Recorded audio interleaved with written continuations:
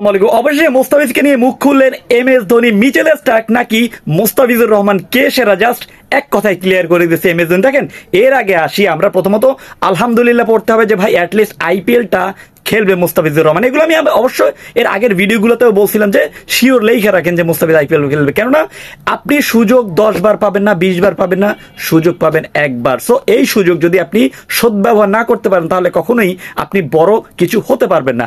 এখন আসি মোস্তাফিজের খেলা কবে। প্রথমত আরব আমিরাতের সাথে খেলা শুরু হবে 17 তারিখে এবং শেষ হবে সম্ভবত 19 তারিখে।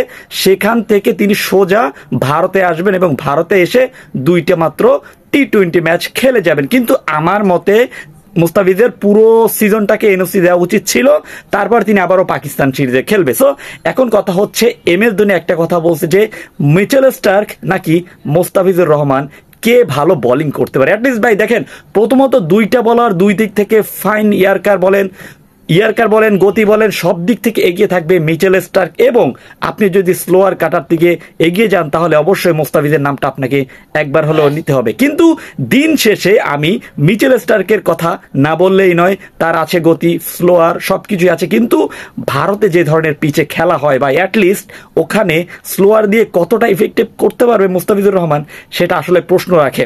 এখন কথা হচ্ছে ওই সব মাঠে মোস্তাফিজ কতটা ইফেক্টিভ। দেখেন, চেন্নাই সুপার কিংসের হয়ে MS ধোনির নেতৃত্বে মোস্তাফিজুর রহমান একটা সময় খেলেছিলেন, কিন্তু ওখানের পিচ ছিল ভিন্ন, যেখানে কিনা মোস্তাফিজ একটু স্লো পিচ থাকার কারণে ভালো একটা অ্যাডভান্টেজ পেতেও। আপনি আমার সাথে একমত কিনা একটু কমেন্ট করে জলদি জানাই দেবেন। কিন্তু ওই মাঠে মিরপুর এবং চেন্নাই যে স্টেডিয়ামটা সেখানে পুরোপুরি হুবহু একটু মিল আছে। সো তার পরিপ্রেক্ষিতে ভালো কিছু উইকেট পেত।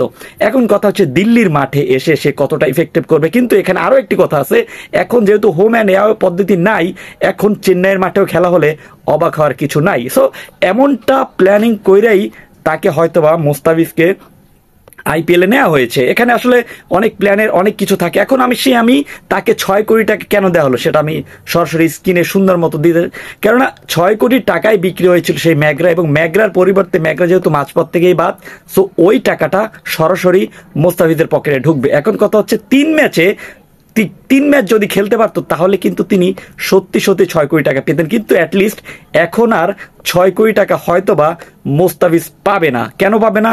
ওই যে 3 ম্যাচের চুক্তির জায়গায় তিনি 2 ম্যাচ খেলে, অবশ্যই তিনি আর পাবে না। এখন কথা হচ্ছে মোস্তাফিজ সেরা নাকি মিচেল স্টার্ক সেরা। আমার মতে দুইজন 2 রকমের যেহেতু বলার, সে তার দিক থেকে সেরা, মোস্তাফিজের জায়গা থেকে সেরা।